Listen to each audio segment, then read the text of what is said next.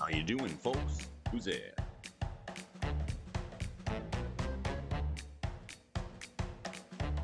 Listen, Benson's in the house. Nice to see you, B. B-Dog. Mr. B.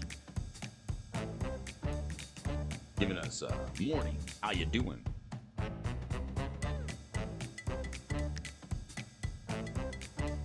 Benson and friends at it again on a Wednesday. Wednesday. The best day.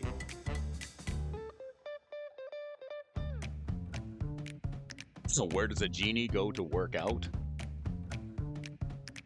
The gymnasium. That's right. What kind of a drink does a genie bartender serve? The gin and tonic.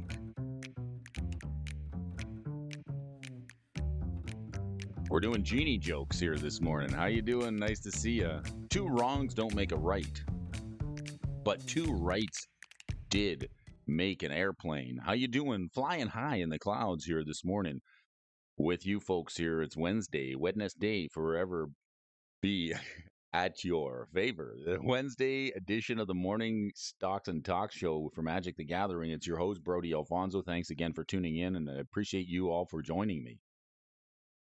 Wherever you are in the world of Magic the Gathering, I want to thank you folks for tuning in. It should be a pretty decent Wednesday show here when we get ready to go.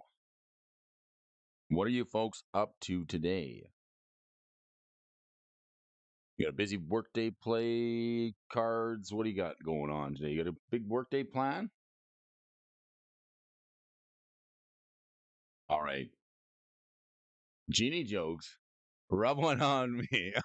All right. Genie jokes? Tommy Siddons, you want a genie joke? Okay. Why does Aladdin look so good? Why does his skin look so good? Why does Aladdin's skin look so good? Because he uses a special collagen ointment. Nice to see you here, folks. Tommy Siddons in the morning. Good to have you back. Thank you for tuning in. Where are you coming from here this morning? People tuning in from all over the world to hear the show this morning. The early risers, wakey. For all you folks that like to get up in the morning and talk a little bit wherever you're getting yourself going to this morning, I want to appreciate each and every one of you. Just before we start the show here, it's a little earlier than usual. I like this time slot. It's nice. I get up and put in a little bit of time with you folks. Enjoy my morning. Nicest, calmest, smoothest part of the day before the calamity happens, right? You could end up out that door, end up just about anywhere, wherever your feet will take you.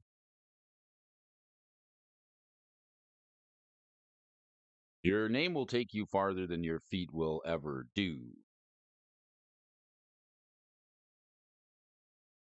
I like it. Who we got in the house here? We've got, good morning. Setting up a couple of Jedi points here with you this morning. Tommy. Nice to have you here this morning, Tommy. It's the middle of the week. I hope the week has been going so good. You can't stand it. It's the hump day, as they call it. Steak and potatoes for dinner tonight, perhaps. What's going on in the world of Magic the Gathering? Is there enough information out there about the new spoilers, or is there just too much information? I'm going to be tracking some card prices here this morning with you folks and reading a couple of articles from the stock desk here this morning. Thank you for joining me. Let's get right into it here today. I want to start off just by the way of Robo Rosewater.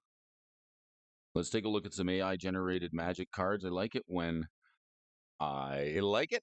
when we get to do this because it's a little bit fun and a little bit interesting. We get to see what the AI is doing here this morning. Let's take a look at some AI generated magic cards. We got a couple of funny ones for you folks who like to start off their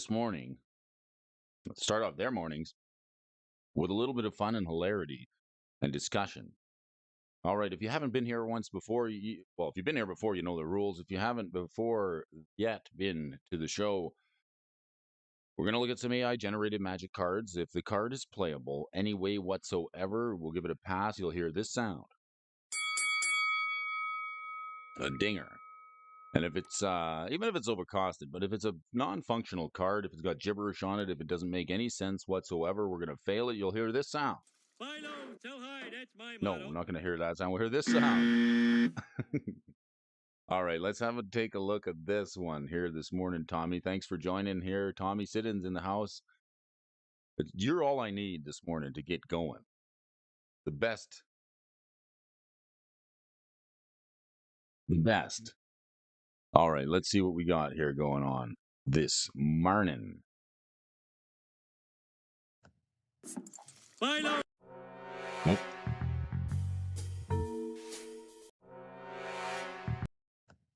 Sound bites. Buy low, sell high, that's my motto. I may just quit my job at the power plant and become a full-time stock market guy. Hey, Savannah Lion, nice to see you.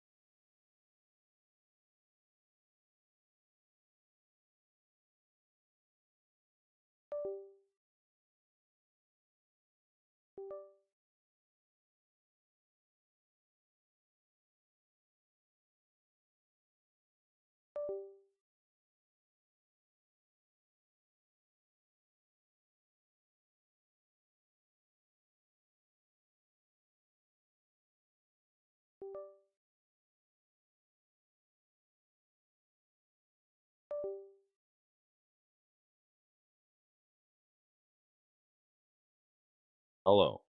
There we go. We're back. That's better. Lost the audio this morning doing a little dance here. I could not help myself.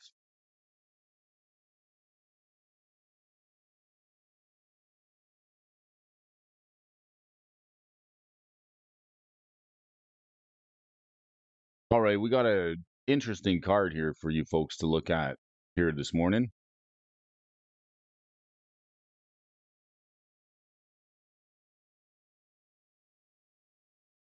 Before the audio cut out, that's okay. We're back. Dance of Protection. I like this. This is a kind of a funny one. It's better than the Circle of Protection, right? You got all these folks. They're tuning into the show. Hey, good morning, Twiddler. Nice to see you here this morning. Good morning, bro. All right, we're doing the Dance of Protection here this morning. This sorcery card. It's better than a Circle of Protection because you get all these folks just dancing on cars. All right, dancing, Dance of Protection target cars. All right, 2 green, a red, and 5. Did you get caught up in MetaZoo? I did. I got so caught up in. No, I didn't get caught up in MetaZoo. I never bought a single piece of MetaZoo. How about you? Skip your library. When you control no land, sacrifice Dance of Protection, target cars, and then target opponent loses 8 life. No, thankfully not.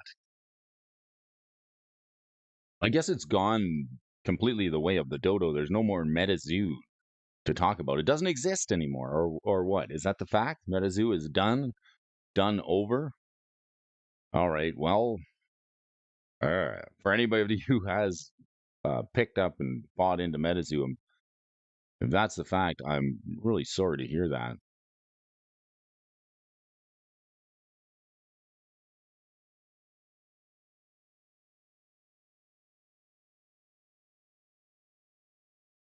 Anybody know why the early days of history were so dark?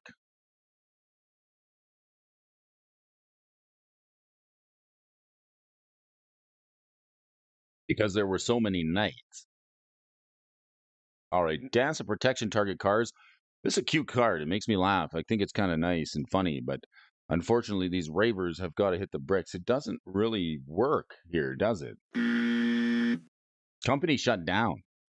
Oh, talk about some layoffs, right? Maybe somebody made off with a pile of loot. I don't know. That was the Rudy investment game, wasn't it? That was a game my little brother Rudy was investing in heavily, promoting over on his channel. Ooh, here's a good one. This one's for Jurgen. Edgar Gutscheiser. Edgar Gutscheiser. Seems Joyman. Rudy probably did. Maybe there'll be collector's items one day. Maybe we'll look back and say, man, I had an opportunity to buy MetaZoo for cheap. Now that opportunity is gone. Perhaps. Perhaps not. Let's look at Edgar Gutscheiser. Gutscheiser. This guy's an artifact creature human. Costs you 1 red and 3. It's on Shroud, and it's a 4/3. And whenever Edgar Gutscheiser becomes blocked, it gets -X/X until end of turn, where X is its power. So it becomes a 0/3. This is really bad. This is the worst Edgar you've ever seen. No way. Oh, it's too bad. You get a 0/3 human when attacking and becomes blocked. So there's no real reason you don't want to block this card. It seems functional, but it's just really bad. It's because it's 0/7. Oh yeah, plus X or -X plus X, where it becomes a 0/7 shroud wall when it blocks for 3 mana. Seems really bad, doesn't it? I mean, I guess you want to attack with it. That's as best as it's going to happen. Golly, this is terrible. Okay, well, it does work, though. It's functional. We'll give it a pass. You get a 0/7 Shroud Wall. It sucks. I don't think you're going to be wanting to build around this. It's probably something that's not even that good in limited, but I mean, I guess you get a 4/3 beater on attacking, but on the block, it becomes a 0/7. It works, but it's not great. It can hit for 4. What do you think of this card? Fair? I think it's fair. It's a fair card. Not overpowered. It's definitely not overpowered. Definitely not overpowered. This thing is folds to blockers. Folds to any attacker. Let's see. Hand of the Meld Wall. This is an Azorius creature bird. You can evoke it. Death to AI cards before dishonor, right? It needs a flick. That wouldn't be bad, actually. When it becomes blocked, they lose some life, right? Whoever came up with the Hello Kitty design was fired, then rehired and fired again just to prove how bad the set was, then shut down operations. Really? But Hello Kitty is so popular. That's an interesting story. I like it. Don't force my hand of Meldwall here this morning. You can evoke this sucker for a red and 3, and for a black, white, and tap, you can put all creature cards from your hand onto the battlefield. This thing's overpowered. Did anyone ever play the MetaZoo as a game? I never appealed to me. All seemed like a Rudy cash grab to me. He even had his own cards. Yes, he did. I thought it was kind of interesting because when you work closely, like there's so many people that want to get their face on a game piece, on a Magic card especially. You got Post Baloney. Post Baloney, he wants to be on a Magic card. You've got the Rudy guy wants to be on a card. You've got lots of celebrities that want to be on cards. I think it's a bad sign because you're going to get these folks that get into card games and cardboard accessories just to sell products and put their face on it. I don't know what is more important to them, the success of the game or the fact that they get to see their face on a Magic card or a card game. I don't know. It might be short-lived, but I think it's kind of a pyramid scheme. The old MetaZoo. I think Flesh and Blood and MetaZoo are and were nothing but Rudy meme sticks. Flesh and Blood is thriving. It's quite a game. People play it. It's got a different mechanic than others. Lorcana seems to be really good, and the feel of pitching cards in Lorcana sort of feels similar to the Flesh and Blood game. There's some interesting play patterns that happen in Lorcana, and it's similar to the Flesh and Blood, where you put cards in your inkwell. You don't have to pay mana to get resources. What do you think of the Hand of the Meldwall, folks? This sucker, it's overpowered. It's a magic card. It is. It is, in fact, a magic card. C'est une carte magique, ça, si. All right. Is it fair or overpowered? I think this is way overpowered. It's definitely too much to handle when you get to pay 2 and put all the creature cards from your hand onto the graveyard. Oh. Winner, winner, chicken dinner. And then this one here, Kinnison Goria. Target player discards their hand unless they pay 5 life, and it's got flashback for a green, red, and 1. This we talked about one with nothing yesterday. This is sort of where we left off in the chat here yesterday. This one is it's definitely good. It's playable. You can get rid of your hand. Let's give that a pass. And let's grab a coffee and say hello to the viewers out there. Huckleberry Hound, Tommy Siddons, Mr. Twiddler, Benson and friends. Who else we got in the house today? Coach is here. The coach is here. Hey, Coach, how you doing? Nice to see you here this morning. It's a pleasure. My pleasure and honor and privilege to be speaking to you folks today from way of the stock desk, wherever you are, in Savannah Lion, coming in from the Netherlands. We got folks all around the world, and that excites me. It excites me to no end. I never thought I would be able to reach this many people at all different, fantastic, amazing people on all different areas of the globe. People who have opinions and thoughts and like to discuss things and maybe just have a little laugh or start your morning out with a little bit of cardboard discussion, some way to calmly, smoothly start your day. Right, Twiddler? It's nice. It's nice to be nice to people who are nice. And it's really easy to be breezy to people who are sneezy. All right, we got a couple of jokes for you folks here this morning. We're doing Dijin jokes, right? There's too many of them to go around. Favorite, where does Dijin go to work out? He goes to the Dijinasium.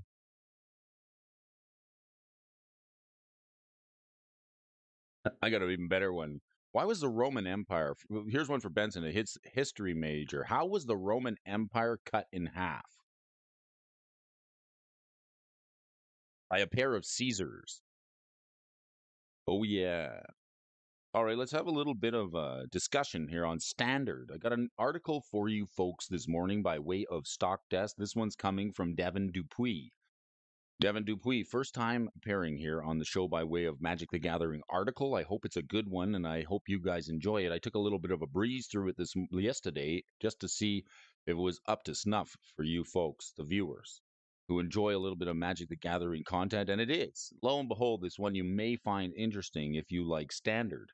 Now, I'm not talking about playing standard. We're talking about the prices of magic cards and a little bit of information about that. So, we want to talk about standard being relevant in Magic the Gathering finance. Is it relevant again? There was a time when cards that made it all the way to about the $25 mark in standard was kind of the ceiling. Cards like Carnage Tyrant, you could see $40. So new releases, cards that are released fairly new and make their way into standard and immediately have some value. Is that good for the game? Do you enjoy it? I know it's a big bummer to keep up with standard, and it's quite hefty cost to keep playing the formats as they rotate and continuing to keep up with standard, especially when there's cards that are popular in standard that can be anywhere from $25 to $30. That seems to be about the benchmark of a good standard format leading staple. But it can be very expensive and prohibitive to chase the dragon and just try and keep up with standard, because once those cards rotate, you sit on them. No, once they rotate, they typically lose a lot of their value and price wise. A lot of the play value is still there, but the cost usually tumbles after a card rotates out of standard. We're going to talk about that here this morning, discuss it with Kevin Dupuis by way of an article from the Stock Desk. Let's get to it.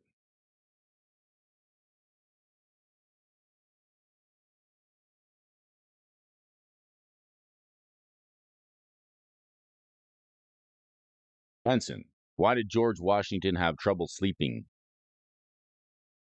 Because he couldn't lie. Jurgen, how you doing? Goedemiddag, Brody. I hope you are well.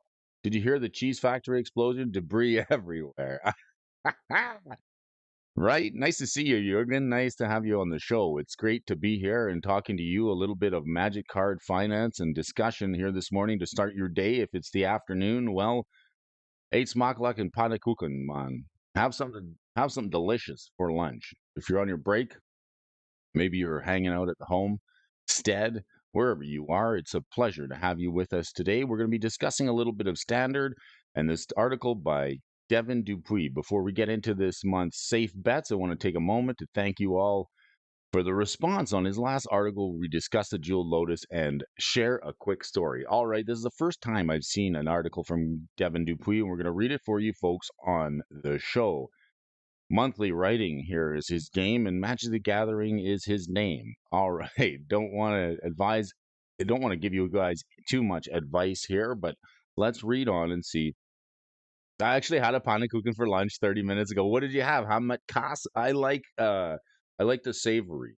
I can go with a nice ham pancake, maybe. What did you just a plain old, or did you have the big one with the cheese on there, maybe some ham? Oh, I'm starting to get hungry here this morning. I'm gonna have to skip work and go for pannekuchen. Ah, you know what I also like is the poffer chip, the little ones. They're such like the snack size. I don't know if a lot of people know what the poffertjes are, but they're really good. Ham and cheese and one with stroop. Oh, now you're speaking my language. Makes Brody feel like a kid again. There's a place, Magic the Gathering Amsterdam is coming up. That Magic Con Amsterdam, and there's a really good place you can get pannekuchen in Amsterdam. It's called the Carousel. I don't know if you've ever been to it. I don't even know if it's still there. It was there as a kid, but if you want to get some good pancakes, that's a place to go. Are you guys heading to? How about you, Savannah Lion? Are you heading to Magic Con Amsterdam? Perhaps. You two pannekuchen eating nerds. That's delicious. I know. I can't help myself. All right, standard real estate. We were talking about triomes not too long ago. We actually this week twice already, and the real estate that's free in the world, right? I like real estate, free real estate. We were discussing triomes and how uh, they are quite good.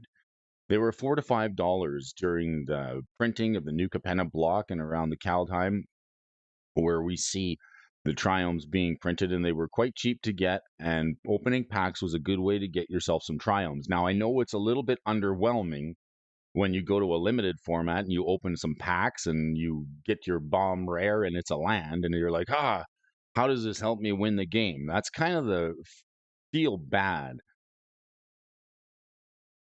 that happens when you open a land in your packs. It's not a bomb, it's not a build around, it's not like a big 7/7 flying dragon that can help you scoop the game, but lands in the rare slot can definitely boost your constructed build. Being to the carousel, nice pancakes. It's still there. Oh, good. I've been to a few countries throughout the world. I've been to a couple of countries, a couple of continents. I haven't seen them all, but I've seen a few of them, and some of them are quite fantastic. I'd maybe like to see more of the world. When we're talking about real estate, we can't forget about the triomes. This could be. Am I going to MagicCon Amsterdam? It's 20 minutes for me. 20 minutes away. Not bad. Are you coming? Well, I'll tell you what. I filled out There's a creator suite application that you can make as a Magic the Gathering content. I made an application. I never heard back. They want you to give a link to your. Maybe they don't like the channel. It's quite possible. I did fill out the application to see if I could get accepted as with a creator badge at the Magic Con Amsterdam. I never did hear back. Maybe my application got filed in the round bin. Who knows? I was hoping to see if that would pan out for me, but nevertheless, uh, I've applied for a few different positions in the Magic the Gathering space. One for face to face and the MagicCon event. Been never heard back on both cases, but maybe they're probably looking for something, something else. But I'm gonna keep trying and keep sticking with it, and we'll see what happens. For you folks here today, just check out Devin's real estate channel here. Real estate article. For the first time in what feels like a decade, standard is relevant, and a decade might be an exaggeration depending on the part of the country that you live in. In fact, but in New England, I think the last time standard was relevant was in Battle for Zendikar. The resurgence of standard RCQs has caused standard to go up in value, and we've discussed some of our weekly winners recently in preparation for local RCQs. Been playing some standard on Mitgo, and to my shock, it's been a great time. I believe the increase in standard card prices is not only due to the RCQ season, but also because for the first time in years, standard is enjoyable. Is it now?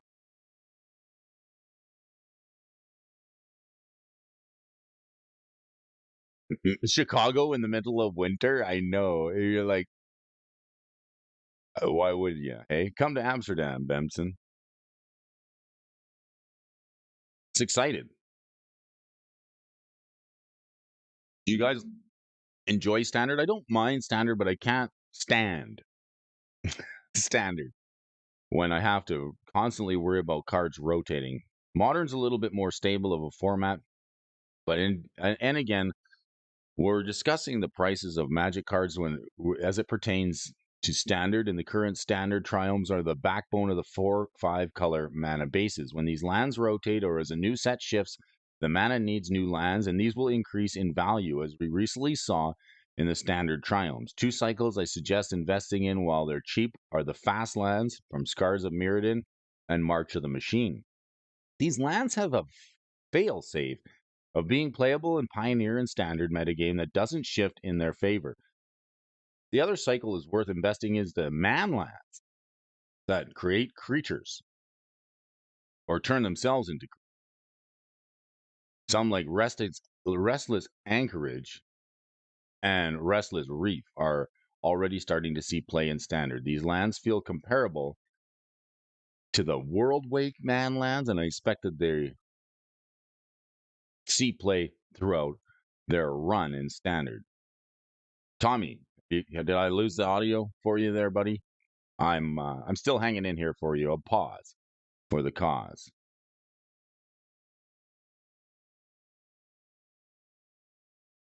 All right, we got some standard discussion here. I hope you can hear me there, Tommy. Seems to be working on my end. I'm getting all indications.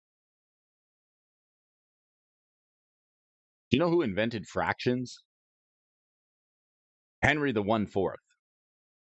True, but we would get to hang out, buddy. I know. That's what I was hoping for. I was actually thinking like I could bump into Savannah Lion and yourself and some folks and shake some hands over maybe break some bread, have a pannekuchen, and shuffle up some packs and play some magic cards. I have read that you have to pay to attend the events and partake in things with the convention. That's why I was hoping to get the creator badge, because the creator badge allows you free entry, one free entry. I don't know if you get to play in events. The last Magic Con I went to was the Magic 30, the first one, and you did have to pay for each event individually. And you had to register ahead of time, and it was actually one of the first of its form of that type of format when it was one of the first of the formats when Magic started firing again in live paper play, and it was kind of misorganized that way. It was unfortunate because some events people didn't get their notices for the postings. If you didn't have the commander or the companion app, it was hard to get your matchups and to know which table you were at because the event was so big. So it leaves some room for improvement on the table, and I hope they fix that. Let's take a look at Aboleth Spawn. I don't know what this card does, but I'm going to read it here before we get into Devin's article. Aboleth Spawn's a 2/3 for a blue and 2 with flash and ward. And it's got probing telepathy. Ew. Probe me, telepath me whenever a creature enters the battlefield under an opponent's control that causes a triggered ability of a creature you to trigger. You may copy that ability and you may choose new targets for the copy. This is quite good. Creature entered in the battlefield under an opponent's control causes a triggered ability to trigger. You may copy that ability and you may choose targets. So it's got flash and it's got ward. This thing's actually good. I would play this in Commander simply because of Dockside Extortionist. What a great answer for that. What's this card worth? Only got to be $6. quite easily more affordable than the dock side. I think this is definitely a not being a pessimist, but speaking from experience. Companion is trash. Yeah, I miss the Planeswalker days with the DCI numbers. That was good. When you log into the Wizards database, and the WPN would put your match results on there and make the pairings. But we've moved into a new age, right? Wait till they start making you subscribe or pay money for the companion app, just like the air conditioning or the seats in your car. Everything's going to subscription basis. Did you know we were looking at a um, adjustable bed? There was a new bed that I saw. Mrs. Alfonso brought it up. She said, "Look at this bed," and she had, and this is another example. Like we're talking about celebrities and famous people lending their face to products, much like Rudy and the Meta Zoo, Post Baloney, and Magic the Gathering, and other celebrities who want to put their faces on products. This was a bed that I saw. Mrs. Alfonso showed me it was like a programmable bed, and you can program the temperature of the bed, the softness of the bed. It's got an adjustable mattress, and it's got a bunch of other functions that read your biometrics while you're sleeping, and it adjusts accordingly to keep your body temperature the same. And then they had all these different celebrities that show their faces, like who uses the product. Apparently, Elon Musketeer uses it, and a few tennis players and famous sports celebrities. But the cost of the mattress, just the topper, it's like a mattress topper, was like 5,500 US dollars. And not only that, you have to have a monthly subscription in order for the software to work and keep working. So now even something like your mattress can be subscription based, and they probably just give them to those celebrities to use just so they can try and market it a little better. So that's sort of what we're seeing, the world moving into a subscription base, from everything from your shoes to your mattress to your refrigerator. If you didn't pay your monthly subscription to refrigeration, your refrigerator could be turned off. I think going back into the older types of inventions and products that lasted a lifetime is probably a better way to go. The things of the past become better and new again, and I don't know why they can't build something that doesn't last more than 2 years. I wish I could fully own everything. It would be nice. Commander is an arms race. One person in your play group pulls out a dockside extortionist. Yes, see, let's give it a ding here. Yes, that's what I said. Dockside extortionist. I'm going to put this one on my list of cards to pick up because I'm playing Grixis and a little bit of blue here and there. So this is definitely a card that I'm going to want to play. It's even got ward, so it's harder to deal with, and it's a bit more of a hefty butt than the Dockside because this thing has flash and it copies the triggered ability of a creature when it comes into play. Suddenly, the rest of your playgroup has to find a way to keep up when they play the Dockside Extortion. As a safe bet is a great way to make sure you're prepared to stay on pace with everything. That your playgroup's power creep of Aboleth Spawn is a creature that keeps pace with all your opponent's entire entering the battlefield triggers while proceeding to protect itself. Wow, lots of cool peeps in here, including you, my man. Mr. Cosmic Seeds, coming all the way from Las Vegas. We got Jurgen over in Holland, or Savannah Laya over in the Netherlands. Jurgen, you're in the Netherlands too, if I'm not mistaken. We got Benson down south, Tommy Siddons, Twiller coming in from Florida, and Cosmic Seeds all the way from Las Vegas, Nevada. Nice to see you here. We're talking about this is a cheap answer to Dockside Extortion. Is at least you can get something out of your opponents. Huckleberry, where are you at this morning? The Kingdom of Skullbonia. Nice. Just waking up for work. Well, have a good one. It's hump day, steak and potatoes today. Tommy's in New York City. New York City? This stuff's made in New York City? I used to love those commercials. You tell me, I hit the bullseye. Utrecht, Ido Ambacht? Is that where you're out of? I've been to Utrecht. I might even have some family there. All right, about a month ago, I was playing CDH and I cast a Dockside Extortionist, and one of my opponents flashed in an Aboleth Spawn and proceeded to win the game. I immediately added Aboleth Spawn to my TCG player cart and proceeded to forget about it. Since then, the card has risen from $1 to $6, and it rose slowly, so a few flew under my radar. One flew under the radar and one flew over the cuckoo's nest. Despite the recent increase, I think that Aboleth Spawn is a good investment at $7, and the fact that the price has risen steadily and is not due to recent card printing is rather because the usefulness and flexibility lead me to believe this card will continue. Armin van Buren, a real place. Skullbonia? It's a real place? I thought you were joking me. Do some research. It's a nifty place. I'm going to have to check that out. I definitely will. I thought we were talking about standard here, but Devin's got all these. There's a legacy card here and a vintage Mox, right? This is Mox Diamond. Are we talking about standard? I don't know. But we were talking about Avila Swamp Spawn. I don't have Dockside Extortionist. I just picked myself up a Ragavan like just about a month ago in a playgroup trade. Yeah, this article is all over the map, but let's keep going. The reserveless season will soon be upon us, and as if our tax money gets back, people will use it in justification to buy reserveless cards.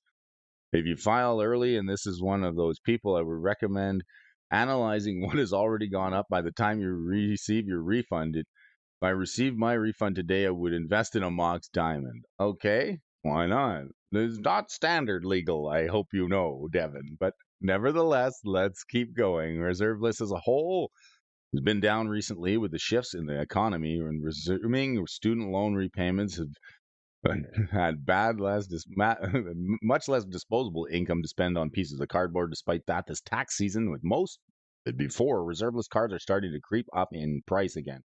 If you want my advice when it comes to reserve list or even out of print cards, I would say stick to the colorless cards. For example, the artifact cycle and the land cycle. Even a card like City of Brass from some of the older sets. I mean, it's not on the reserve list, but it's going to stay good. So reserve list cards like Mox Diamond is playable in every CEDH deck, and over the past year, it's fallen in price by about $75. It's funny because I remember this card being at the $200 mark when I did finish up a playset. So it's just beyond me how this card is keep going and going, and I don't understand how far it's going to go. I think it's going to climb well over $1,000. There's no nah. On the next reserve list bull run, I think we're definitely going to see this card go over $1,000. You looking at the tax season.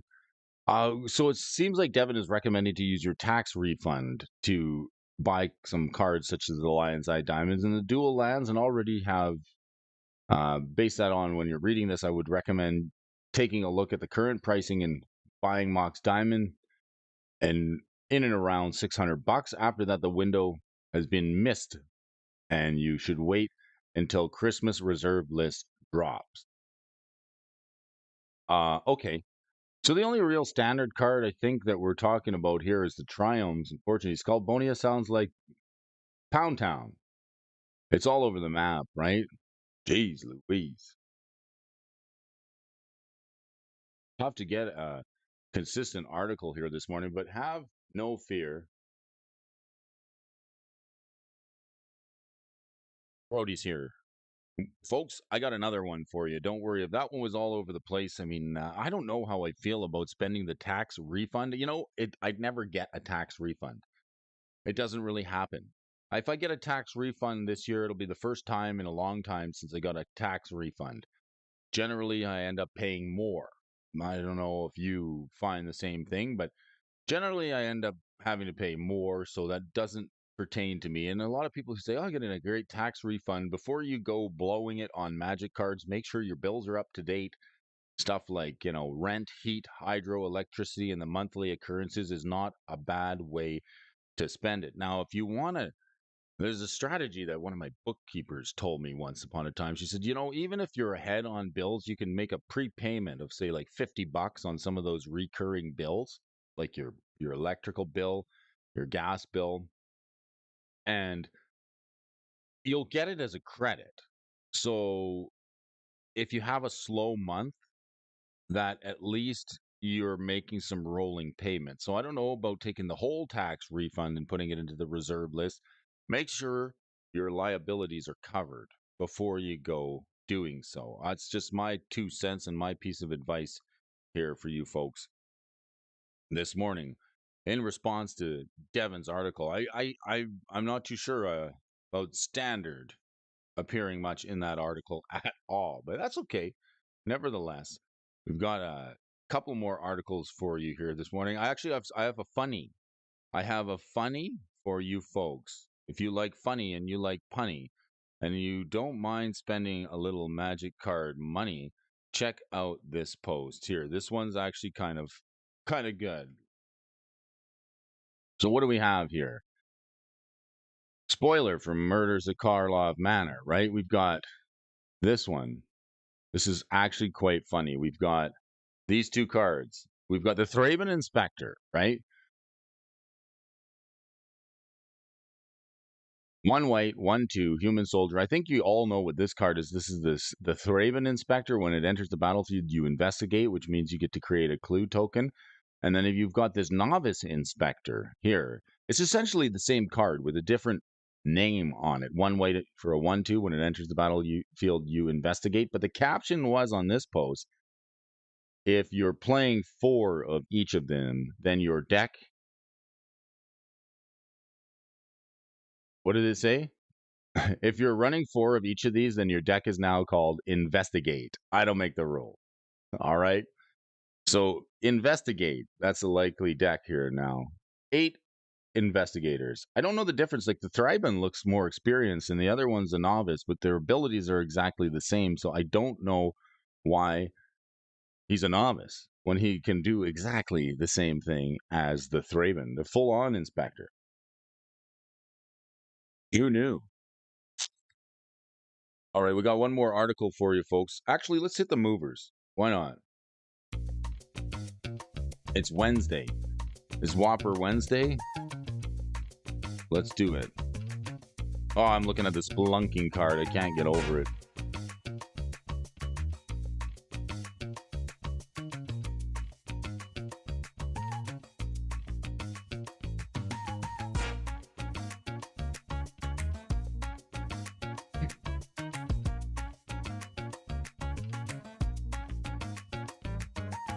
Do you like? Yes, this card. Huh? Investigate? Yes. This card is $2. Which card? The Investigator, the Novice? Let's take a look. Novice Inspector.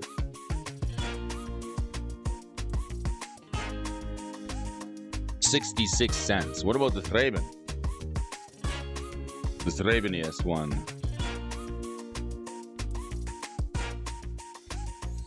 $0.30. Spelunking. Yes, Spelunking is $2. How many sales on TGG of Spelunking? Last I counted was 330. That's 2 weeks ago. Okay, the Spelunking card. I'll tell you, this is a playable card. Disclaimer, disclaimer. I've bought copies of this card. $2. $2.11 for the foil copy. Lets you put extra lands onto the battlefield and makes your lands come into the battlefield untapped. $1.40. Sales on TCG Player 2 weeks ago was 330. I know because I counted. And this doesn't appear on anybody's radar. No, sir. Nobody's talking about it. People are building with it, but I think this is a card that'll see some excellent long-term playability, especially in other formats. And you can see that it's already getting some play in Modern, Pioneer, and Commander. Wait till we see a Legacy deck playing it. All right. What do we hear? Modern Monday, Tuesday Pioneer, Wednesday Pauper. All right, let's take a look at the Pauper list here this morning.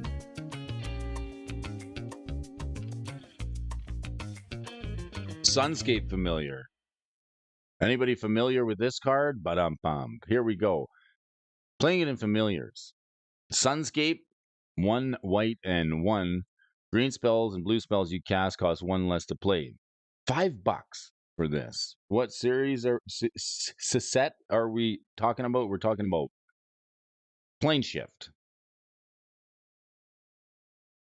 Plane shift. Green spells and blue spells you cast cost one less. I like it when things cost less. There's even something in the new set that has artifact abilities you play cost one less. So if you're investigating, if you're planning on playing the investigate deck where you're playing 8 investigators, the card that gives you a rebate on cracking your clues, maybe it costs you 1 mana to crack a clue token. We covered the card here the other day. The name is eluding me, but I know there's something out there that reduces the activation cost of artifacts by 1, and that might be a good play with the inspectors to crack those clues. Maybe if you could get the clue cost down to 1 or 0, replacing itself will be quite easy, and it's gas, especially for white when you need a little gas in the tank. Here's a popper card. Let's take a look at the chart on this one. This thing's been moving up. A card from Plane Shift, stock term of the day. Look at the interesting channel.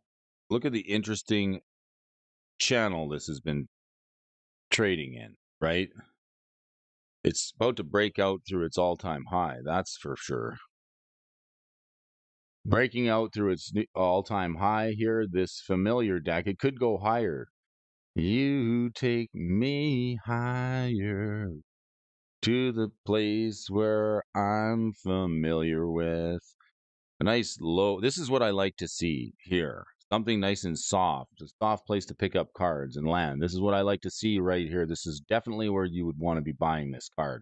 In and around New Capenna, nice and easy. Now might not be the time unless you really need to play this. You have a foil familiar? How does it look? I have one of an all foil. I'm sure you do. The Cosmic Seed's a man who likes foil cards more than anybody I have ever met, and seems to know more about them and the printings and the rarities of them than just about anyone. It's a niche market, and it's definitely something that I'm not totally up on. I just know that, and I don't understand the foil premiums completely. I know that some cards have an exceptional foil premium. This thing's topped out in price. It's at an all-time high. It's $5. I don't know if it's going to get a reprint since Plane Shift. It probably will. Only printing of it, and the foil version is $25. So the foil multiplier on this thing is a 5 spot. So speaking of channels, we got a couple of channels that appear here on this chart. Here was trending down, and then it in a sort of a channel pattern, and then it's come up and sort of leveled off. The foil price hasn't really dropped in comparison to the non-foil price, and it seems stable at around $25. Seems expensive, actually. Yeah, I'm a bit fun nuts. Yeah, I mean, I really enjoyed hanging out in Las Vegas. Definitely get an education on foils if you do get to talk to Cosmic.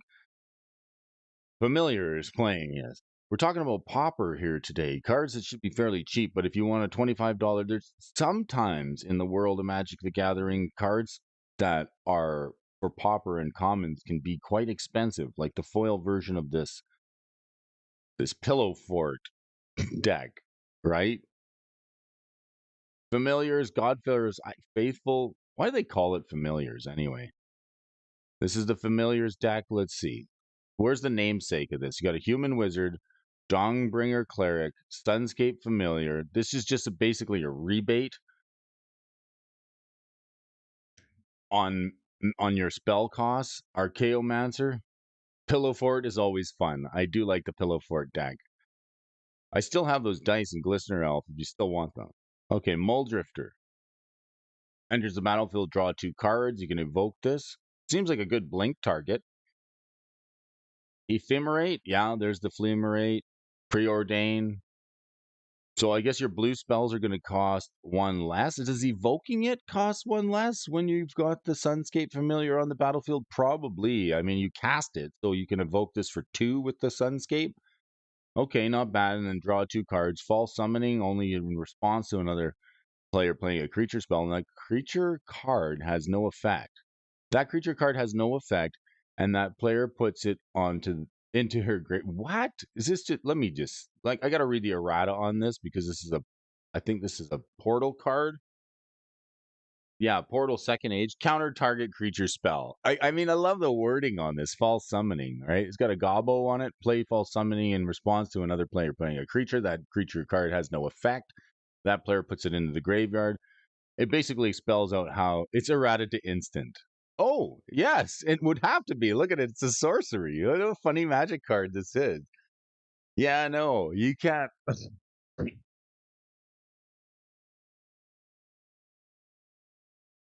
Almost choked on a false summoning here this morning. That's an interesting card. At sorcery speed, but good thing you mentioned that, Benson, because otherwise this thing is out to lunch and makes no sense at all. But if you like wacky cards that are a little bit misleading, maybe that's a card for you. Maybe you want to play false summoning and put your opponents on the back foot when they say, "Hey, you can't play a sorcery in response to me casting a creature." But oh, snap! Yes, you can. Snap says you return target creature to owner's hand and untap 2 lands. It's quite a good card. If you can get rebate on it from Sunscape Familiar, then it only costs a blue, and then you get to untap 2 lands. You can actually net mana off of this. That seems quite good. Actually, even commander worthy. Interesting. Always wondered about like a taxes deck. Spells are cheaper for me and cost more for thee. Ghostly Flicker, exile 2 target artifacts, creatures, and lands you control them, return to the battlefield under your control, and prismatic strands. The price of the Arabian Nights mountain is criminal. It's a mountain. Yeah, it is. But it was like a late addition to the sheet in Arabian Nights. It's the only land in the entire set is mountain. That was the only mountain that got the only land that got printed. And what's this card? Modern Age. This is a saga? This is an enchant. Enchant Saga. Draw a card and discard a card. Exile this saga when it is returned to the battlefield, transform under your control. You get a 2/3 flying. The Vector Guy Lighter. It is the only land. Yes, don't let anybody try to sell you any Arabian Nights lands other than the mountain because they only made the mountain. So Sunscape Familiar, $4.49 up at the top of the list in Pauper, and it's also got a $25 foil version, which is quite expensive.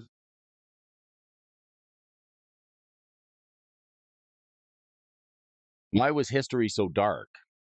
Because there were a lot of knights. All right.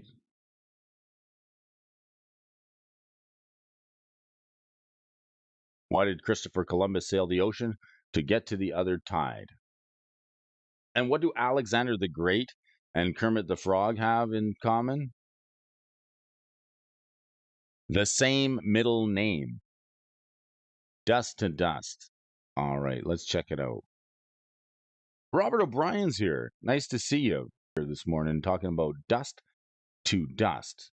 Sometimes I gotta dust off some of the boxes of magic cards around here. Maybe rearrange the background. There's a little bit of dusting to do here. Dust off the old deck, dust off your old game mechanics.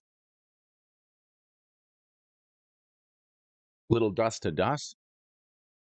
Exile 2 artifacts. This is good. Remove 2 target artifacts from the game. This is like the early Force of Vigor, but it's sorcery speed instead of instant for 2 white and 1. This is a decent card. Is there any other printings of it? 5th edition. I think there's another one that is a little bit more. The Dark. Yeah, this is the watery Drew Tucker version. We saw this on the Pauper list last week. It's actually quite good. 2 target artifacts from the game. This could be good in Commander because you get a 2-for-1, right? Any card that gives you a 2-for-1. Excuse me. Any card that gives you a 2-for-1 is definitely worth playing. As you don't want to get behind on card advantage. What decks are playing it? Probably the Familiars deck. Let's take a look at the chart on this one and see what we can see. This one's taking a look at the bullish pattern here, right? This thing definitely.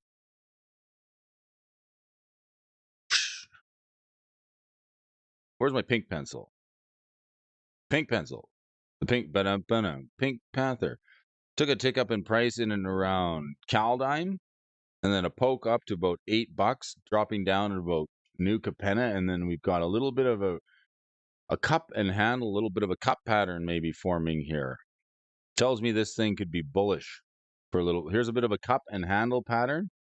Morning, Michael Superbacker. Nice to have you with us. Nice for having my back here this morning on the show. Good to see you. Wherever you are, we're talking magic card prices here, and we're discussing Pauper and this card Dust to Dust, which is really something that has value to it. It's a 2-for-1, right? You get to exile 2 artifact spells. Decks playing it, all the Pauper decks. This is a good card from the dark as well. I think I've got copies of it. I want to just take a look at the price of the card in the dark to see where that puts us. This is where it was printed in common, and then it was printed in uncommon in the set we were previously looking at, the 5th edition. So maybe that's a reason why the 5th edition version is a little bit more monies, a few more monies, just because it's less common than the one from the dark. But here's a common from the dark that's worth $8 because it sees play in Pauper, and we do see a bit of a cup and handle pattern forming here. Here's the cup. 2 artifacts, 1 cup, right? Here's a bit of a cup and handle pattern forming here, like we discussed. There's the cup, and there's a little handle, and that typically means a bullish pattern. So when it continues here, it's going up, and now it's definitely showing some bullish signs of this card from the dark. So this Pauper card, this is a good card. 2 target artifacts. Like, I always need to retrain my brain to look at cards a little differently, because even though you open some packs and maybe you go through your chaff and you're like, yeah, but it's a common, it can't be that good, or it can't be worth something. But there is a home for those cards, and it's called Pauper, where all cards must be common. And some of these commons are quite expensive. Let's see, Kalani Garden. So taking the cake today at the top of the list once again is Dust to Dust. Sunscape's familiar with the highest gain of 4%. This Kalani Garden, this is a land. Yes. Oh, I know this card. Dusty Cully used to play this in Amulet Titan. You get a plant token. Enters the battlefield tapped. When it enters, you get a 0/1 plant creature token onto the battlefield, and it taps for green. The plant token, I don't know why people want that plant token. Because it's a chump blocker? I think so.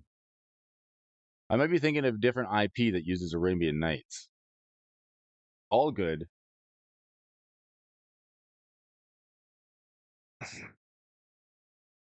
Kalani Garden. Why is this land so sought after? Look at the chart on this. Kalani Garden making plant tokens.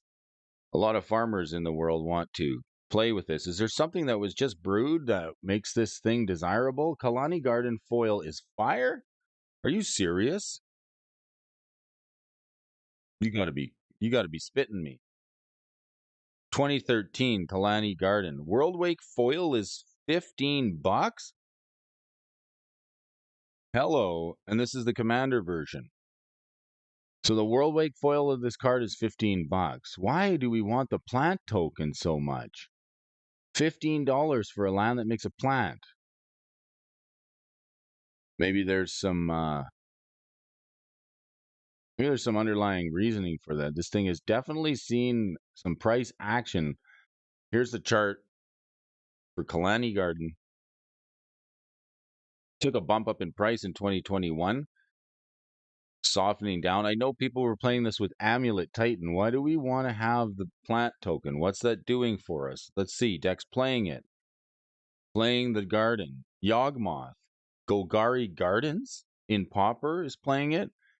Chatterfang the squirrel. Okay, we want to get the newest set is impacting plant interactions. Is that why? Okay. Well, let's plant a seed in it. Ah, thank you, Benson. Golgari Gardens in Pauper. Got Crypt Rats, Thorn of the Black Rose, Avenging Hunter, and Troll of Khazad-dûm. What's a troll do? Swamp Cycling can't be blocked except by 3 or more creatures. Cast Down, Deadly Dispute, so like some removal. Fanatical Offering, Reckoner's Bargain. Broccoli Lesnar, right? Yes, because of that's the plant token. I guess yes it is. It is the plant token, the 01 Broccoli Lesnar plant token. Thanks to Amy the Gmaw for that. Blood Fountain, this one's the one that makes a blood token, Ichor Wellspring, Lembas. This is the some Lembas bread from the Lord of the Rings set, and then Tithing Blade. Why do we want the plants? Okay, just maybe the new set has plant interactions. Maybe it's simple. Glad you won that. It's a sweet card. Like that was a nice illustration. The Broccoli Lesnar card. There's a 3 panel. There's 3 of them that have a story and the flavor text. Moment's Peace. This is a fog effect, if I'm not mistaken. 1 green and 1 prevent all combat damage this turn, and you can flash it back. Let's just have a moment of peace here today. Peaceful morning. Yes, they knew Broccoli was in trouble when he walked in, right? I knew Broccoli was in trouble when he walked in. I think him and Karn had a bit of a fight.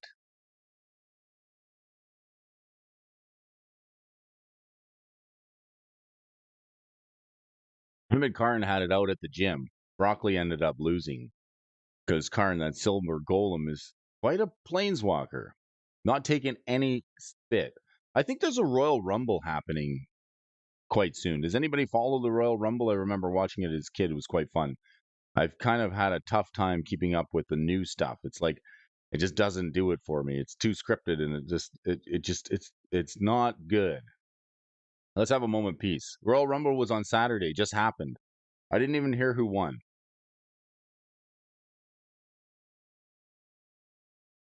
Who did win the Royal Rumble? Yeah, the new WWE is trash. You're right. It is trash. I can't stand it. Right. But there's a few guys on Twitter that I like to connect with. Hal Haney. He's an artist who does some amazing art. And he mixes up together some of the older characters, and I really appreciate his take on the old Cody Rhodes. Oh, Cody Rondez. All right. Well, let's take a look at the chart on this moment's piece. It seems to be, what set are we talking about? We're talking Odyssey. I think Dual Brain did an Odyssey break here. What do we got? We've got the World Championship deck from 2023. That's a World Championship deck card. That's a World Championship card right there. And the Secret Lair Moments piece, I can't get behind the art on this. It's all green. It's got a rainbow. Cody Rhodes. And the Odyssey foil, $20. Hardy Boys and the Dudley Boys in a table match. That Hardy Boys, I did like. See, that's what I'm talking about. That was some good stuff. Get the tables, right? There's some magic reference in there. So Moment's Peace, not a Moment's Peace with the Dudleys. 3D, right? Am I right? 3D. This thing's $25 for the Moment's Peace in foil. Oh yeah. Wow. Look at the chart on this. You see like a recurring sort of a pattern. This is almost one. I think this one might be a buy. Buy low, sell high, that's my motto. I may just quit my job at the power plant and become a full-time stock market guy.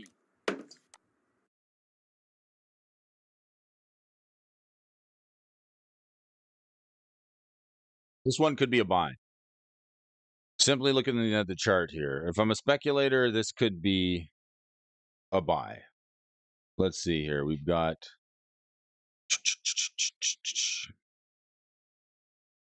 New Capenna making the $20 version.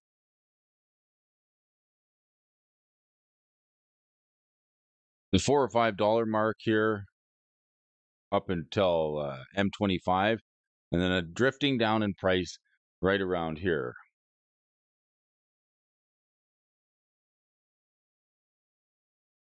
Drifting down in price right around here. And you see how we've almost got a retest of this earlier bottom. Retesting that bottom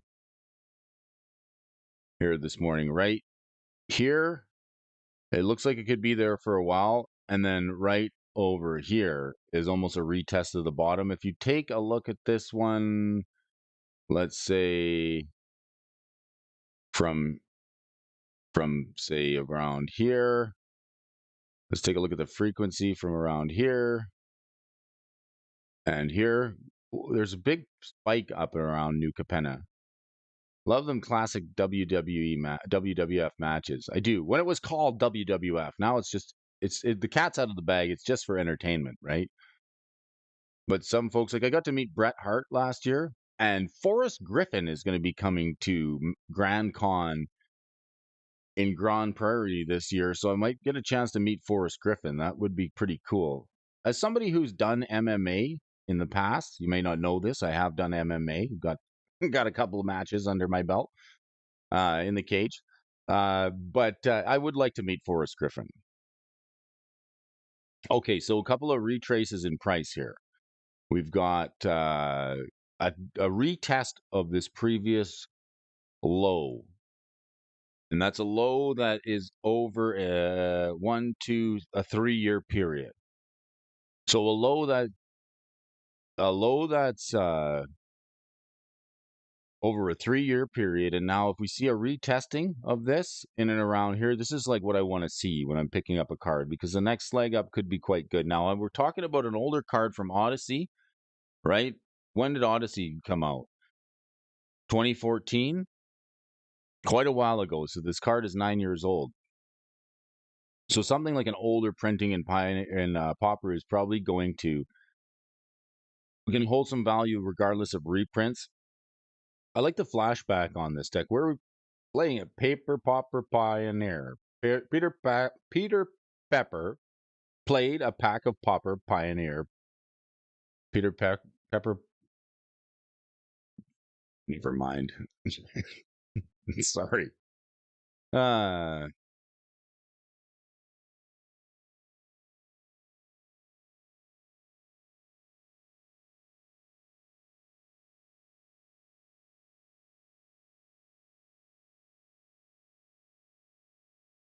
let's keep going here. Let's take a look at the next card here on the movers and the shakers list. This is third from the top. That's Moment's Peace. Let's give it a moment to think about it.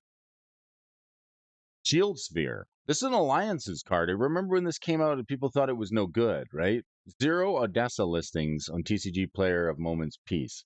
Odyssey listings, sorry. Odessa.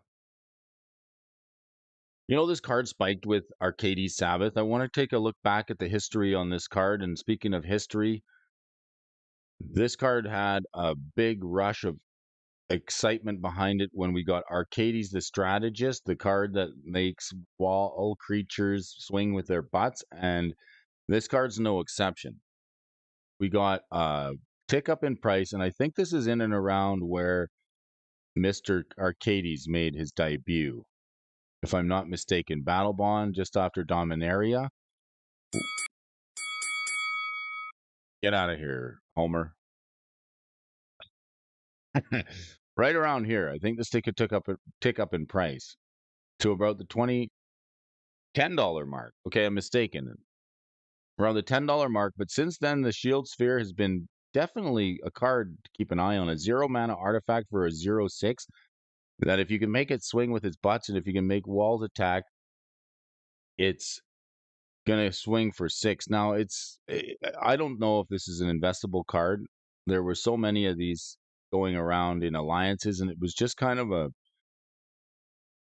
no, it wasn't very exciting in its day. But people, whenever Sphere blocks, you put a 0/1 -0 -1 counter on it. So you can get up to 5 counters on it before this dies. If you can find a way to move those counters onto another target creature of your opponent's, that might be a thing. I don't know if there's a way to do that. Maybe the Shield Sphere can get some value that way. But other than being a 0 mana 6 drop, it's also like cards like Linvala have kind of nerfed cards like this a little bit. Like Linvala is the one that says you can't pay 0 for any spells, and she's pretty popular. So it just loses to Linvala, which is sad thing to say.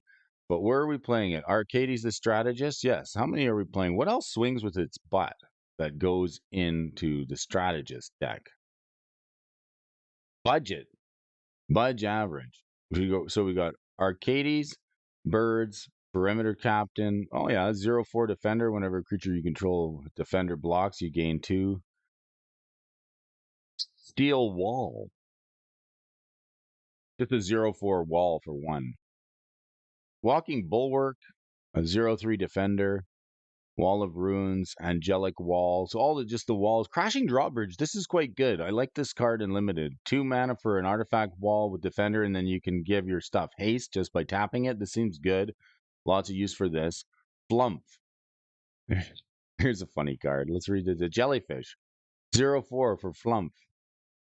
All right, a little Flump here this morning. When Flump deal damage, you get target opponent each draw a card. Flump. Flump. Makes me say, things that make you go flump. Things that make you go flump. Things that make you go flump. Slippery Boggle. I hate this card. Oh my god. I got this is a card I've lost to so many times that I cannot seem to bring myself to play it. This 1/1 hexproof creature beast.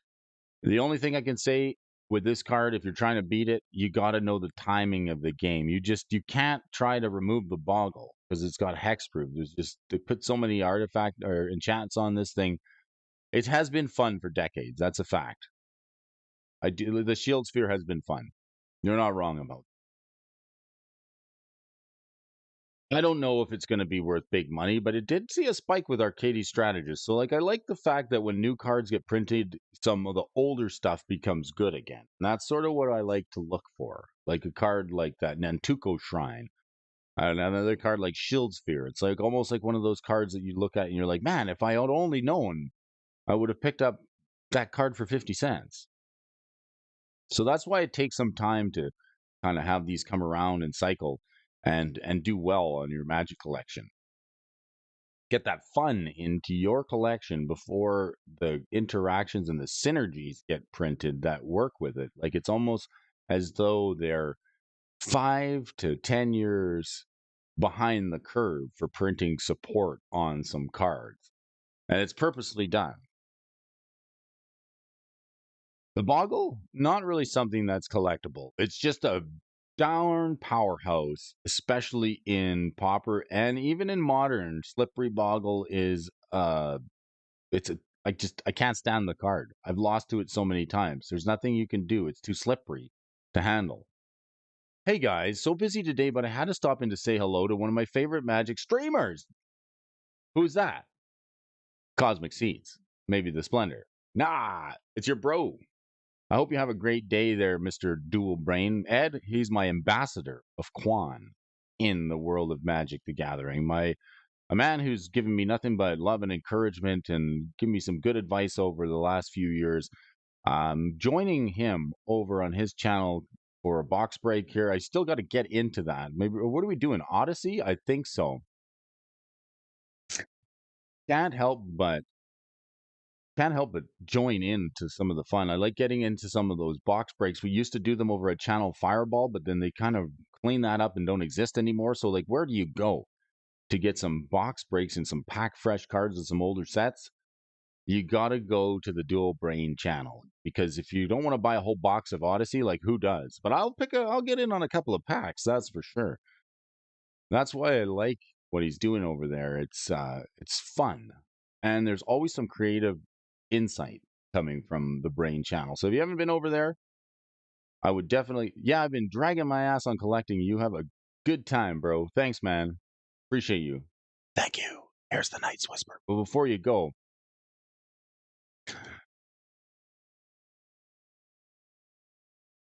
did you hear the one about the Liberty Bell? Yeah, it cracked me up too.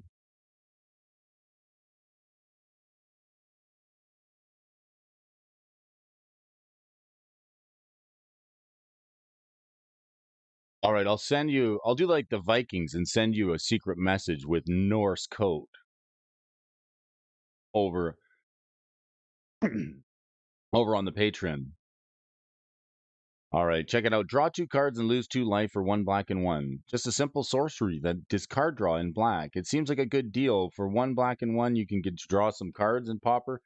Nothing too wild and crazy here, but this is a common and it's worth $5 in the secret lair. Okay, and it's worth, what are we here? $1.80. $1.34 in March of the Machine Commander. This is a $1 common. It ranges anywhere from $1 to $5. Fifth Dawn foil, 33. Here's the money right here. Look at the art on this one. Is this the same character?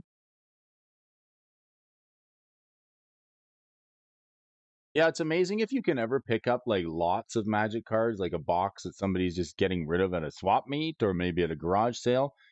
And there's like just some commons in there here. But here's an uncommon version of the same card in Fifth Dawn. It's worth $33. And look at the art on it. I bet you this looks great in foil.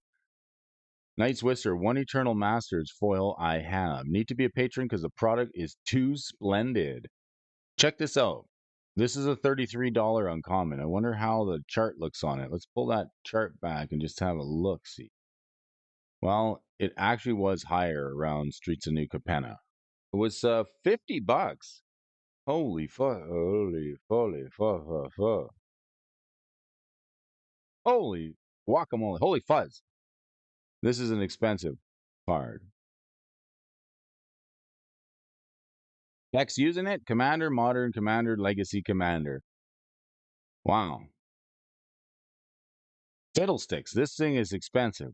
So if you want to know, like, sometimes if you can ever find one of these in a bulk bin somewhere that nobody wants, this is the Fifth Dawn version. It's an amazing foil indeed, and it's worth $33.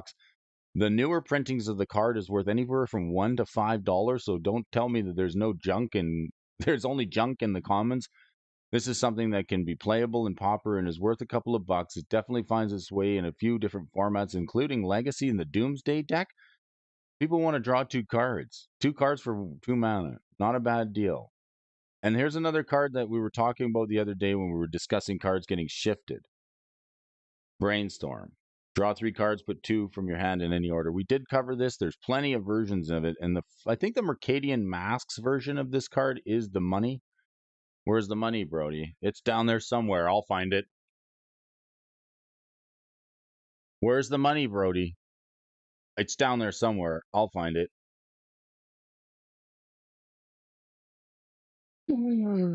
Okay, yes, it is the Mercadian Mass. I checked. It is the Mercadian Mass foil edition. I checked in the bottom of the toilet, and that is definitely the one that's worth the money. The Mercadian Mass foils.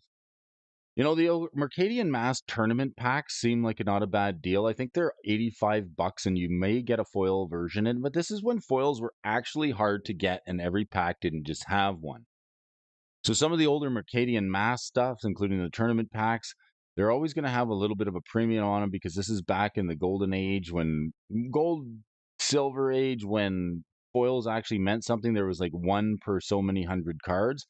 This is the one that costs 500, and it's a foil common from Mercadian Mass that'll fetch about $500. But there's plenty of other versions. You don't have to run this. Brainstorm still being run in Vintage and Legacy because 1 mana draw 3 cards is really darn good. Oath of Druids playing it and plenty other ones. Brainstorm, it's great because it can set up the top of your deck. You draw 3 cards and then you put back 2 cards from your hand, and any 2 cards, you can put the worst ones back. And if you got a fetch land on the battlefield, you can just shuffle them away and then set up your deck next turn for something better. Brainstorm definitely makes sense to have it on the battlefield. And this Firebrand Archer, this one is one that Mrs. Alfonso was playing in Standard and actually won games. I think in Limited, when it was in Limited, whenever you cast a non-creature spell, Firebrand Archer deals the damage to each opponent. Each opponent quite good. And if you combine this with a card like Gutter Snipe, there's a few different ways you can go off. So you do a lightning bolt starts hitting for like 5 and 6 damage with this card on the battlefield. It seems kind of good. Let's take a look to see which decks are playing it here on the show. Oger, Axelnil, Deepest Might, Gerson, Starn, the Kelemorph, Nixilis, the Captain Kingpin, Feather Knight Redeemed, and Veteran Voice of Duality. All commander decks playing it. And here's another evergreen mechanic that's worth looking out for on Magic cards, and especially if you're going through old cards and you see a card that has this wording on it that says each opponent, because back in the day there was cards like that had that game text on it, but commander wasn't really a thing. It was like sort of just multiplayer. Now multiplayer games were a thing in Magic for a long time. I've been playing since 1995, and we used to just sit down with our decks and play like three player or four player matches. It wasn't called Commander, and you would have at least 60 cards in your deck, and there were cards that said each opponent. So it's worth going back over and seeing any of those cards that are actually good that say each opponent, because they are now relevant in Commander. Journey to Nowhere. I want to take a look at this card for a quick sec here with you folks, because this is an interesting multiplayer was the thing before Commander. Public service announcement. Yes, a totally PSA. Public service announcement. Multiplayer has been a thing.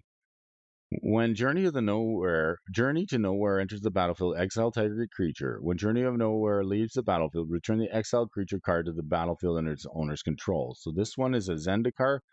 What's the foil variant going to be? Where's the money, Brody? Foil variant on this one. $12 for the Zendikar foil. You ain't my name. I have no name, and I am no one, and I'm going nowhere. And this is my show. Howdy, good morning, Hillbilly. Nice to see you here. Nice of you to stop by. Appreciate that. We're the show that's going nowhere on this journey to nowhere, right? Sometimes it's not about the destination; it's the journey. It definitely is. Enjoy the journey. Journey to nowhere. Maybe you're just walking in circles like Winnie the Pooh. Decks using it, all mostly Pauper decks, including a couple of decks in Commander. It's definitely removal, and it reminds me of something like an O-Ring, or what's the new one? There's a new one that lets you get rid of stuff until it leaves the battlefield. This mechanic's been around for a long time, and maybe this is one of the earlier ways to do it. Journey to nowhere.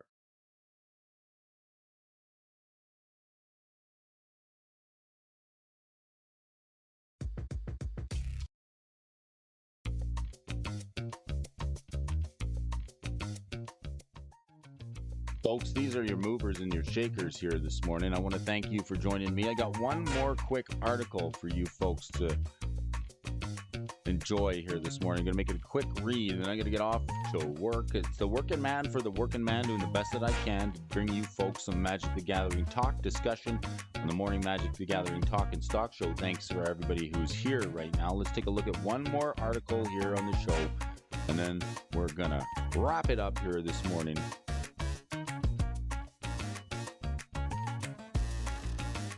Let's take a look at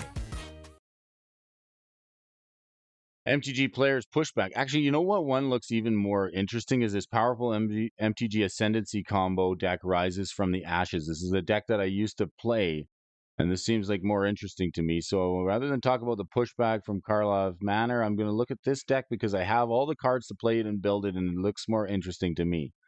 If you played the Jeskai Ascendancy deck, it's a deck that used to make a lot of card draws, and it would combo off by like wheeling your deck and multiple times, and then the Ascendancy would proc, and you'd play cards like Sylvan Caratid to draw multiple cards and just kind of storm off and win the game from there.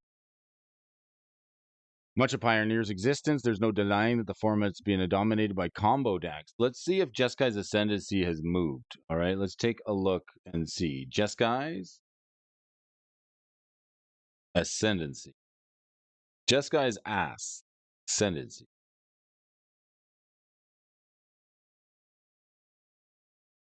Doesn't look like it's moved too much. What do we got? The cons foil is $3. Okay, so nothing that's moving the market. And everyone uses Chrome in their Gmail, right? Or am I wrong? I don't use Chrome. I use Brave browser. Pioneers combo decks, and this thing that denies the format's been dominated by combo decks. Many of these combo decks throughout Pioneers history has been the mirror inverters, much recently discovered combo, have resulted in bans taking place, yet even after the bans galore, combo still remains an immense pillar within the format. Obviously, Abzan, Amalia, Benavides, Aguirre combo is exceptionally strong, and the Quintorius Can, Lotus Field combo round out the other top tier combo decks. However, there are tons of other powerful combo decks beyond just those at the top of the echelon for existence. And for instance, we recently highlighted a new land focused combo deck based around Beseech the Mirror. Beseeching. Today we're going to discuss and showcase another card underrated in the combo deck that's seen a bit of surge lately, making the top 8 at a Magic Online Pioneer Challenge. The deck is a 4-color Ascendancy archetype, has existed in the past and fell out of favor a bit over the last year. With that being said, a lot of interesting inclusions from 23 have helped revolutionize the deck's identity, perhaps helping it see a resurgence in moving forward. Before we get into the unique way that this deck is built, it's worthwhile going over exactly what makes this combo deck hard. So the build around card is this one, Jeskai Ascendancy, and there was all the different ascendancies. There was Simic Ascendancy, there was a few other ascendancies in all the different color pairings, but this one is the one that says whenever you cast a non-creature spell, creatures you control get +1/+1 until end of turn. Untap those creatures, and whenever you cast a non-creature spell, you may draw a card. If you do, discard a card. So a creature like Birds of Paradise, which is simply a mana dork, and Fate Stitcher, which is another card that allows you to untap itself by paying 1 blue mana, makes your creatures bigger. Like, I remember playing this and you'd get like a 7/8 Birds of Paradise because you would just spin off and keep playing non-creature spells and drawing cards. So you get to tap the Birds of Paradise, cast a non-creature spell, and then draw a card, and then you get to tap it again for mana. You could also repeat that with the Fate Stitcher and just make them very big, and then you'd swing with some birds or something that's on the ground and just kind of combo off. The Sylvan Carotid, also another excellent choice because I think it's got hex proof. Portable Hole, Dig Through Time, opt to consider in Treasure Cruise. So it's a fun deck that likes to draw a lot of cards and make your mana dorks bigger and then swing for the win. The ability to kill your opponents revolves around one specific card, the Ascendancy. It's got 2 extremely important abilities that make sure you can win the game. It's quite straightforward. If you can keep spelling off, each time you cast a non-creature spell, your squad grows, and you get to untap your creatures in the process. That's where Ren the Realmbreaker and a Brave Wilds come into play. So these are the 2 cards that Brave the Wilds and Ren the Realmbreaker. Interesting. Let's take a reedy poo here, shall we? Lands you control enter the battlefield tap with 1 mana any color. Okay, I see where we're making man lands. Up to 1 target land you control becomes a 5 elemental with vigilance, hexproof, and haste. Okay, so you can tap the lands over again. Ooh. Excuse me. And Brave the Wild lets you bargain. And if it was bargain, you get a land turning into a 3/3 element creature token with haste. Then you get to search your library for a basic land, reveal it, put it in your hand, and then shuffle. This seems like a fun way to play lands. If Jeskai Ascendancy was printed, it would say once per turn nowadays. So ways to make man lands, the Ren and Realmbreaker and the Brave the Wilds, turning your lands into creatures, and that gives you another bunch of an army on the battlefield thanks to Ascendancy's second ability. The deck filled with cheap spells, it's often rather trivial. Once you turn one of your lands into a creature, you can tap the land for no cost with mana and allow you to loot and get to untap and grow your land, making it bigger. Assuming you can keep chaining spells together, your creature lands will become massive, and then you can swing for a big axe stab. The cantrips in the deck include Treasure Cruise, which allows you to delve cards from your graveyard, and when you're looting with Jeskai Ascendancy, having more lands and cards in the graveyard is never going to be a problem. I think I like this build, and in fact, I'm playing lands, and I'm trying to build a commander lands deck, and maybe this is a way to do it. I don't have a lot of, I have a lot of stacks pieces, and I don't have a lot of entering the battlefield effects, and I don't want them, quite frankly. I want other ways to sort of make use of the lands and have that be a good way to win the game. So this might be an interesting way to do it without being too suspecting. Making this whole deck work is finding the Ascendancy, being able to cast a bunch of spells with low mana cost, and the printing of Slate of Mine along with Opt and Consider help cantrip the deck to give you more and more loot triggers off the Ascendancy, triggering the +1/+1 counter, as well as untapping those lands that are also creatures, and it allows you to make more mana and casting more spells.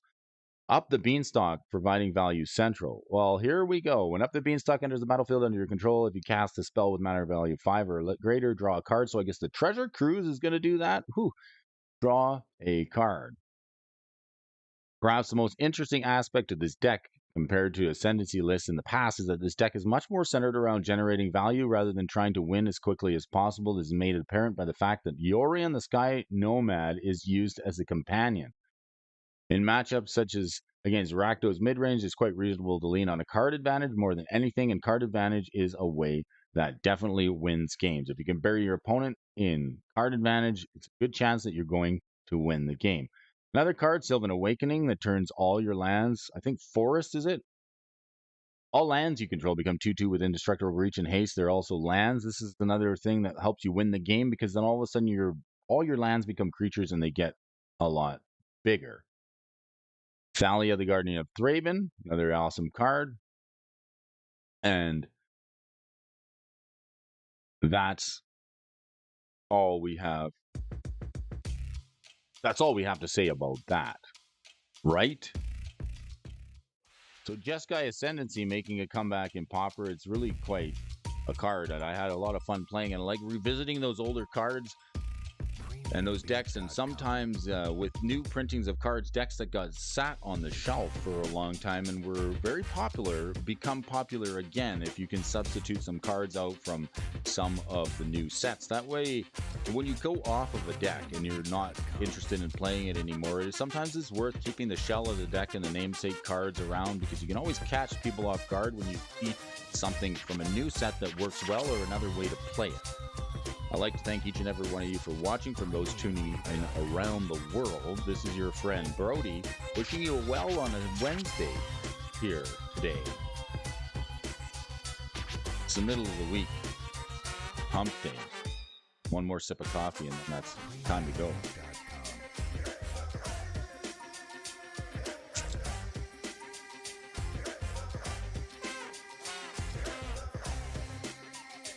We're going to let Ron Burgundy take us out with a little bit of jazz flute here this morning.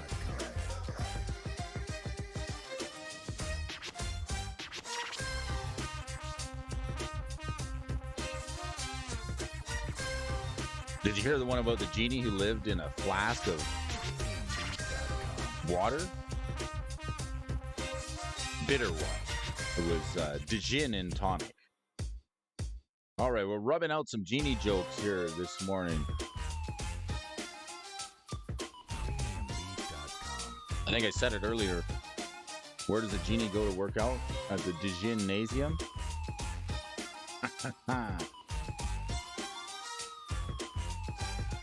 What's the most popular kids movie in Greece? Troy Story. All right, folks, I'm out of here.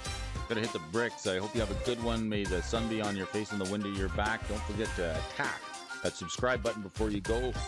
Michael Superbacker out there in Boston, thanks for having my back again. Dual Brain, Ed the Cosmic Seeds, Savannah Lion, Jurgen, and all you folks. Talk to you again real soon.